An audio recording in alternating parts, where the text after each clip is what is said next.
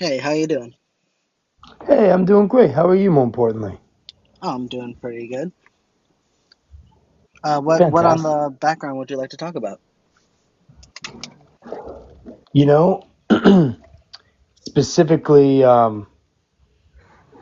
the freedom over Christian nationalism.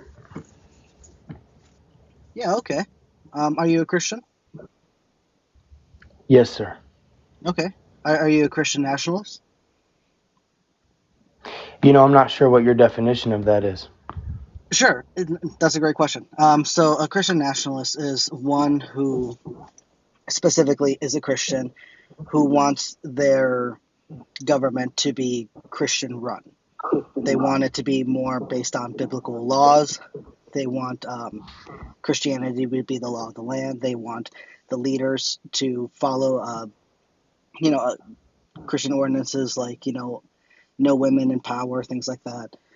So they would rather have Christians have more of a say over the rest of the populations. That way, it's more of a godly nation. So, in other words, a conservative. No, no, you can be a conservative and not be a Christian. Those two have nothing to do with each other.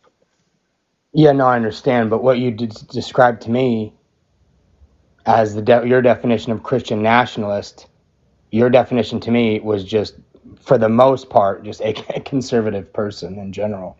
No, I very clearly said that Christians and conservatives have nothing to do with each other. And my definitions included specifically having the Bible be the law of the land, putting Right, but Christians in most. positions of power, No, and I, having I Christians heard have it. more of a say over the rest Yeah, of the no, nation.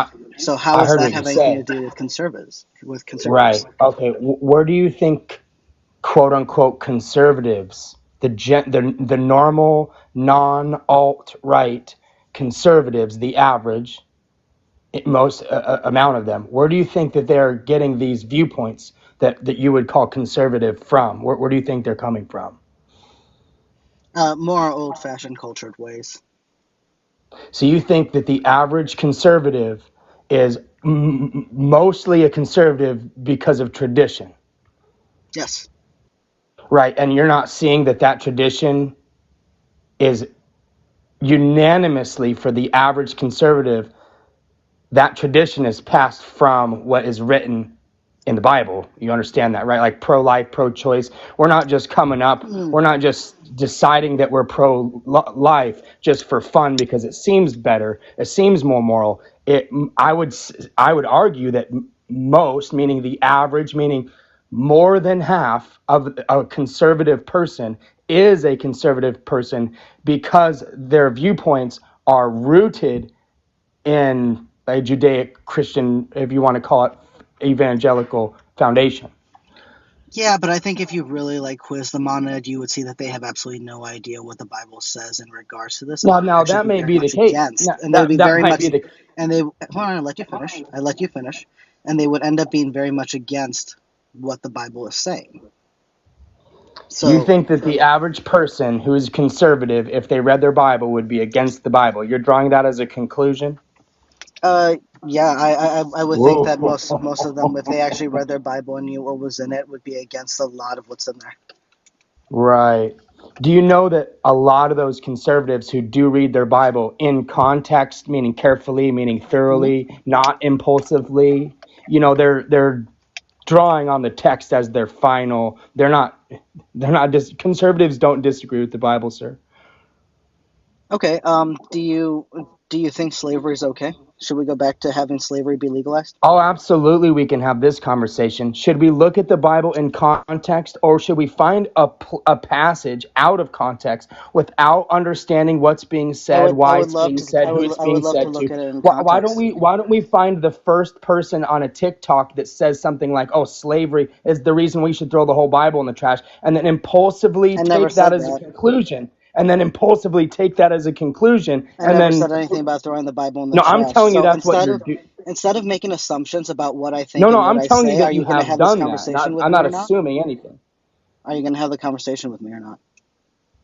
I could say the same for you. Okay. So do you think that slavery is acceptable? Should it be legalized? Because the Oh my Bible is God, okay dude, with it. Ridiculous. Why? Let's have a real conversation, friend. I'm trying to Why? have a Why? real Why? Why waste conversation each with other's you. time? No, because you know that's a disingenuous, loaded question. This is a No, you're running from shallow. it No, because no, you know this is you're not a wrong. genuine conversation. This is you just whoring your thoughts at another person, You're loading you're it in the you're way that you running want. All from right, you're bye. running from Well, the why waste question it? because you know you're wrong. All right, guess. Let me. You know what? I have a Bible right here. I bet you Rocky did not have a Bible, but I got a Bible. So, very clearest example that we have of this. Leviticus chapter 25. Now, the very first verse starts with, "The Lord spoke to Moses on Mount Sinai, saying, Speak to the people of Israel and say unto them." So, the very entire chapter, from the very first verse, we see that God is speaking. God is the one talking and never stops talking. He gives rules for how they ought live and how they ought act to each other. In verse 44 through 46, he says, "As for your male and female slaves, whom you may have, you may buy male and female slaves among the nations that are around you. You may also buy from among the strangers who sojourn with you and their clans that are with you, whom have been born into your land, and they may be your property. You may bequeath them to your sons for you to inherit as a possession forever. You may make slaves of them. But over your brothers, the people of Israel, you shall not rule one one over another ruthlessly." So remember how I said that I do think that conservative Christians, if they truly read their Bible, they would see that they don't agree. That man did not agree that slavery was good, and he knew the Bible supported it, and he knew that he was caught very quickly, and that's why he ran.